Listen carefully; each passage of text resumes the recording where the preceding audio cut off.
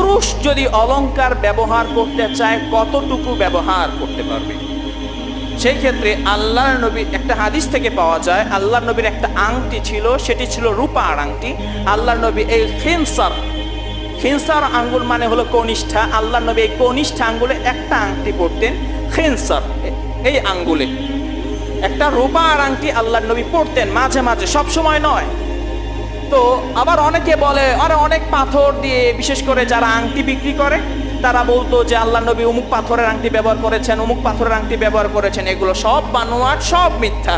আল্লাহর নবীর একটা আংটি ছিল, সেটি হলো রূপার। আরেকটা আংটি ছিল, সেটি দিয়ে কোথাও যদি পত্র লিখতো বা চিঠি লিখতো, তখনকার যুগের নিয়ম ছিল সেই আংটি দিয়ে একটা ছাপ দিতে হতো, কালির ভিতরে আংটিটা চুবিয়ে সেই চিঠির মধ্যে ছাপ দেওয়া হতো, যাতে করে চিনতে পারে যে হ্যাঁ এই চিঠিটা এসেছে অমুক ব্যক্তির থেকে।